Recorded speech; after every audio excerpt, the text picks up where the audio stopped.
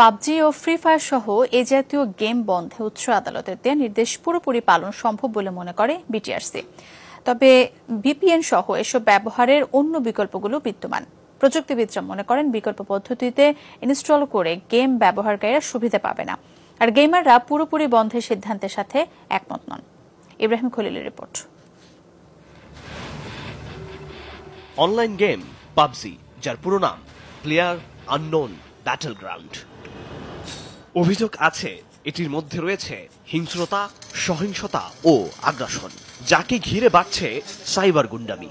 সংক্রামক ব্যাধির মতোই বাংলাদেশের শিশু কিশোররা ঝুঁকে পড়ছে এই গেমে।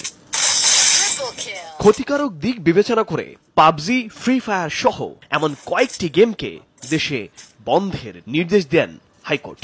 তবে উচ্চ আদালতের আদেশে মিশ্র প্রতিক্রিয়া আছে ব্যবহারকারীদের। গেমস খেলার যে আসক্তিটা তো একদিনে হয়নি, ধীরে ধীরে হয়েছে। সো এখন যদি হঠাৎ করে বন্ধ করে দেওয়া হয়, হয়তোবা এটা আমাদের উপর নেগেটিভ ইফেক্ট পড়তে পারে। বাইরে খেলতে যেতে পারি না, আমার থাকলেও ওগুলাতে মানে এত পরিমাণ ক্রাউডেড থাকে যেগুলাতে যা খেলা সম্ভব না, অনেক ফ্যামিলি থেকে সাপোর্ট করে না। সেক্ষেত্রে আমরা অনলাইন গেমটা বেছে নিয়েছি। সবগুলো গেমকে না রেখে কিছু কিছু গেম রাখা উচিত, যেগুলোতে আমরা এন্টারটেনমেন্ট পেতে পারি এবং আমরা খেলে আমাদের নিজে কিছু মানে লার্ন করতে পারি, যেখান থেকে আমরা শিখতে পারি। নিয়ন্ত্রক সংস্থা বিটিআরসি বলছে এসব অ্যাপস ইনস্টল করার সুযোগ বন্ধ করা সম্ভব।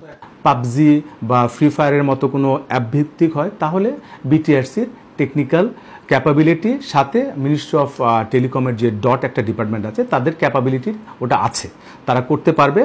কিন্তু বিপত্তিটা অন্যখানে। অ্যাপস ইনস্টল বন্ধ করলেও ভিপিএন সহ এসব ব্যবহারের অন্য বিকল্পগুলো ঠেকাবে কিভাবে? এখন নর্মাল গেম খেলার যে স্যাটিসফ্যাকশন, এই স্যাটিসফ্যাকশনটা কিন্তু ভিপিএন দিয়ে খেলে তারা পাবে না। বিভিন্ন গেমে এরকম পলিসি আছে যে ভিপিএন দিয়ে খেলতে গেলে তাদের অ্যাকাউন্টগুলো ব্যান করে দেওয়া হয়। শুধু বন্ধ করে দেওয়াতে সীমাবদ্ধ থাকলে হবে না, এটা আমাদের পরবর্তীতে একটা ফলো আপ মনিটরিংয়ে রাখতে হবে যে এই ধরনের পদ্ধতি বা এই ধরনের সফটওয়্যার দিয়ে তারা গেমগুলোকে খেলতে পারছে কিনা।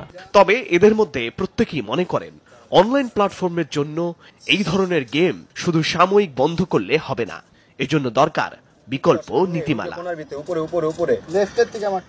ইব্রাহিম খলিল, যমুনা নিউজ, ঢাকা।